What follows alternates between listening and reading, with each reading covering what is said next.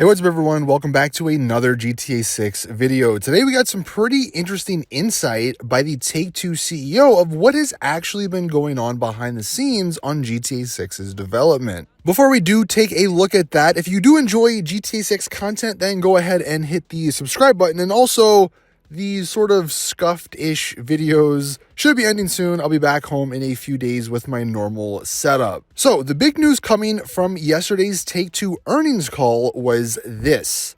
Grand Theft Auto 6 began development in earnest in 2020, following the massive success of RDR2.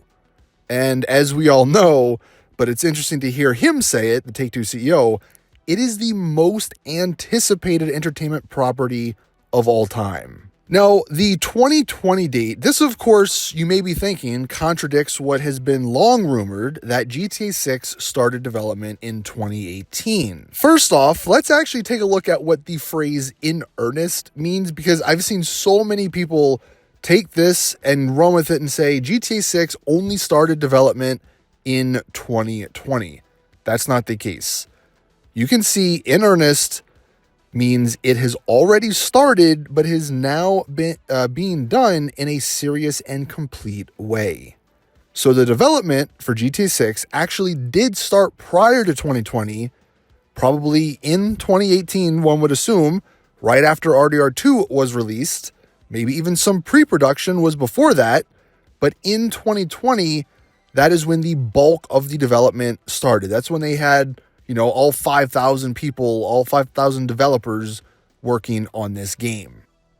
And this does actually check out with Dan Houser and Laszlo both leaving Rockstar Games, which also happened in 2020, if anyone remembers that big thing. The speculation, at the moment at least, is that they had a separate, more grand vision, maybe a more ambitious vision for GTA 6, and they ultimately had disagreements with either people at Take-Two or other higher-ups at Rockstar. And then they ultimately left because their vision, they didn't get it or whatever. Because if you do remember, way back when, like the first handful of leaks for GTA 6, it was code-named Project Americas. And apparently it was supposed to be not only just Vice City and Leonida, but I think Cuba and some of the Caribbean islands, as well as even parts of South America, I think Colombia more specifically.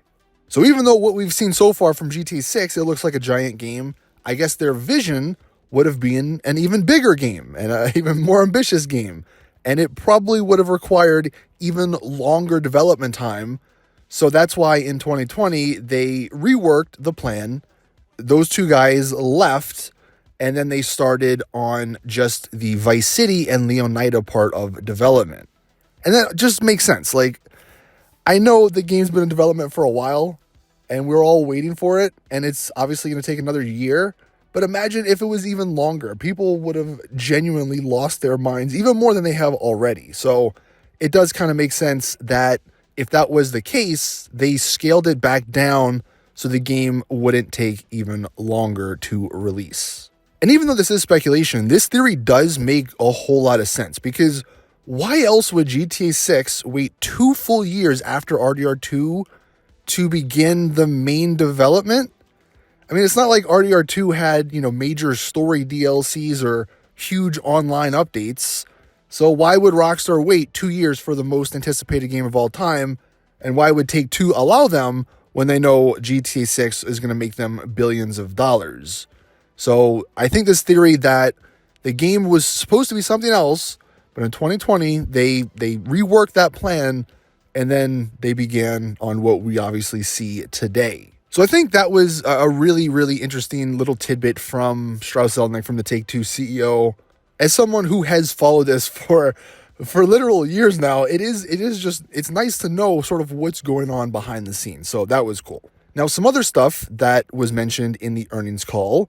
He all but confirmed that the game will not be delayed again. He says that they have a specific date, or when they have a specific date, they have been very good about reaching it. Now, obviously, in the past, he said, yeah, the game's still on track for fall 2025. and look how that's happened. But I think the fact that they do have a solid release date and not just a time frame, it's not just like spring 2025, I do think it's actually a good sign, and that in a year's time, we will all be playing this game. And then the last interesting thing from this earnings call was this Reddit post. Now, maybe take this with a grain of salt. It's kind of just people looking at some numbers here and coming to conclusions, but it does all check out. This Reddit post here claims that the development cost for GTA 6 is over $1 billion. And of course, it's long been rumored that it's about $2 billion for this game's development, but those were just rumors. Here we have actual sort of evidence.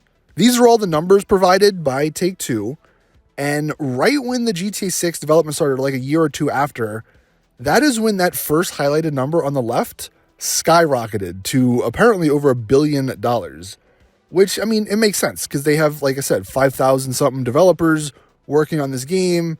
It's massive. Like, I'm sure, yeah, they are going to be spending a lot to develop this game. I think Call of Duty spent $700 million on one of their recent titles, so it's sort of in line with that as well.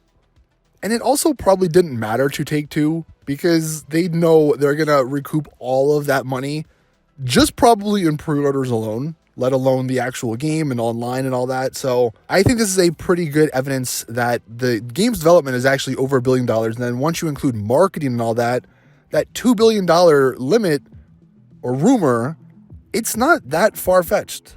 So that is it for today's GTA 6 video. Thank you guys for watching. Please drop the video a like if you did enjoy. Subscribe for more GTA 6 content. And as always, I'll see you guys in the next one.